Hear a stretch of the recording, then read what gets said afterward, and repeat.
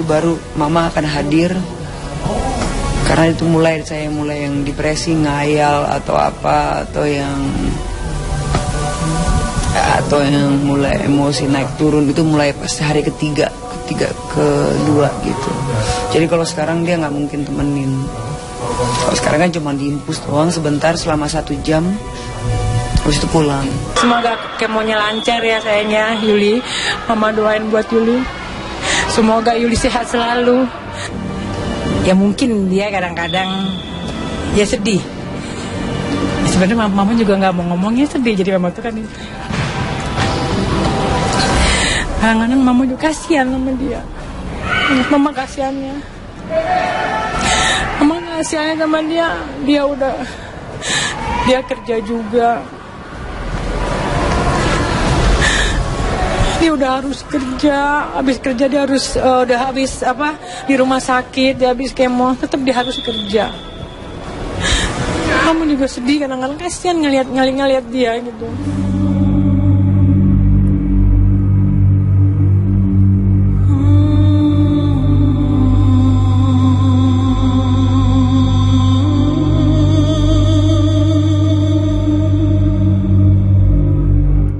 Ketegaran Jupe menjalani proses kemoterapi seorang diri di sebuah rumah sakit di Jakarta itu pun menjulangkan teka-teki baru.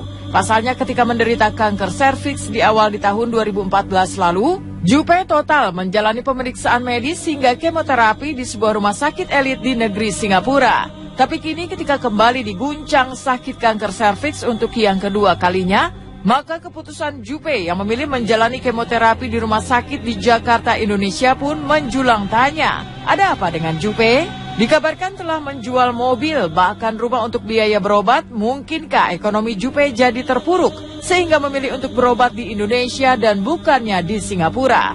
Entahlah. Yang jelas, melawan sakit kanker untuk yang kedua kalinya, kini Jupe diwajibkan untuk menjalani istirahat total selama 2 bulan. Sebuah rentang waktu yang konon membuat Jupe ketakutan.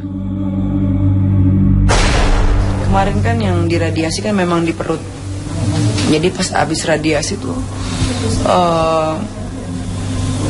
karena diradiasi perut tuh, ininya tuh pas kemarin di sini juga kan, jadinya saya nggak bisa kontrol pita suara saya. Sementara saya tahu kan semuanya harus dari ngomong, dari nyanyi, itu baru saya dapetin nafkah. Jadi makanya kemarin saya paksa di ulang tahun apa gitu, saya paksa ulang tahun TV, saya paksa untuk bernyanyi. Karena kalau saya nggak paksa nyanyi, saya takut kehilangan suara saya. Makanya saya nyanyi terus. Ya memang benar dia jual rumahnya ada di rumah, jual. Tapi kan dia ada rumah satu lagi, jadi dia pindah ke rumah satu lagi. Memang dia jual mobil memang untuk berobat. Ya nggak masalah. Mama rasa semua dibalik ini semua pasti nanti waktunya akan indah buat Yuli. Sekarang karena mamanya juga besarin hati dia. Nanti kalau ngeliat pas sedih tuh lihat dia. Dia sendiri tegar, hatinya tegar. Dalam keadaan sakit aja dia masih kerja. Itu yang mama tuh sebagai orang tua kadang-kadang salut, kasihan, tapi mamanya juga nggak bisa ngomong apa-apa gitu.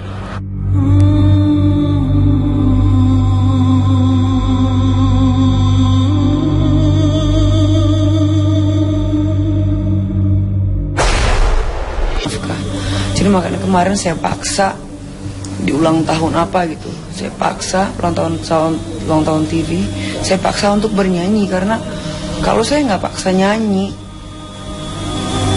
saya takut kehilangan suara saya. Makanya saya nyanyi terus. Ya memang benar dia jual rumahnya ada di rumah, jual. Tapi kan dia ada rumah satu lagi, jadi dia pindah ke rumah satu lagi. Memang dia jual mobil memang untuk berobat. Ya nggak masalah. Mama rasa semua dibalik ini semua pasti nanti waktunya akan indah buat Yuli. Sekarang karena mamanya juga besarin hati dia gitu. Nanti kalau ngeliat pas sedih tuh lihat dia. Dia sendiri tegar, hatinya tegar. Dalam keadaan sakit aja dia masih kerja. Itu yang mama tuh sebagai orang tua kadang-kadang salut, kasihan, tapi mamanya juga nggak bisa ngomong apa-apa gitu.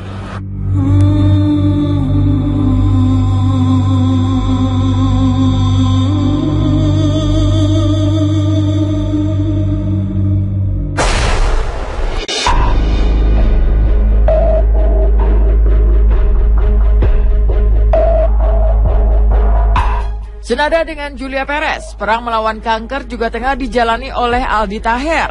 Hanya saja berbeda dengan Jupe yang kerap memperlihatkan senyum tenang. Kemarin Aldi yang menjalani pengobatan kemoterapi ketiga kali di sebuah rumah sakit di kawasan Cempaka Putih, Jakarta Pusat, tak mampu menutupi debar-debar gugup dan takut menghadapi proses kemoterapi. Sebab tak banyak yang tahu, proses kemoterapi tahap ketiga yang harus dijalani Aldi kemarin mengandung resiko kerontokan rambut.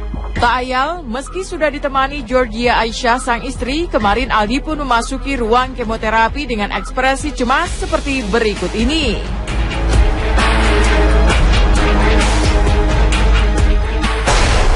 Jujur sih nervous ya, padahal udah kemo kedua, nilai ketiga. Aku bilang ke istri, saya pun nervous sih, wajar ya nervous ya. Karena kemonya nanti 11 jam. Dokter bilang sih, ya kalau masalah rontok tuh tergantung kondisi badan gitu. Bisa kemo kedua, ketiga. Tapi kalaupun nanti rontok rambutnya dan nanti efek kemonya rontok, ya udah ikhlas, bismillah gitu. Dan doain demi saya di bismillah.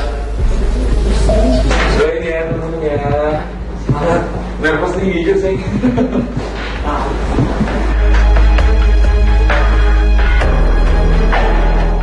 Dan sebuah pemandangan mengejutkan pun tertuang ketika proses kemoterapi Aldi Taher dimulai.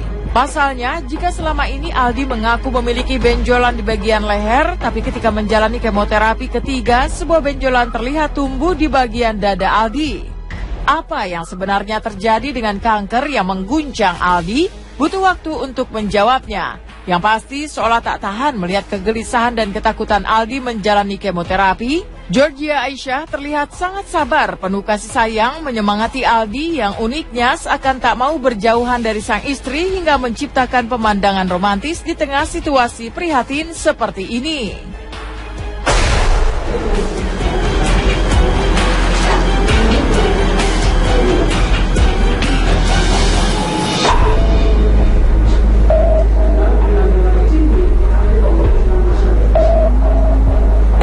Rehydrasi dulu 3 jam dengan cairan jus ini dextrose 5%. Rehydrasinya biasanya 1000 cc selama 3 jam.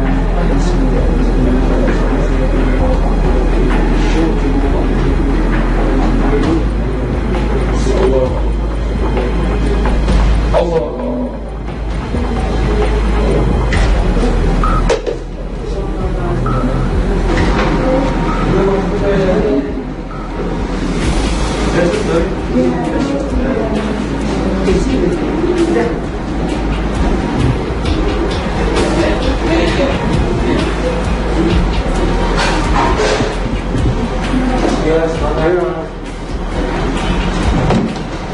Kalau ditanya sedih, ya jujur sedih. Cuman kita nggak boleh larut dalam kesedihan.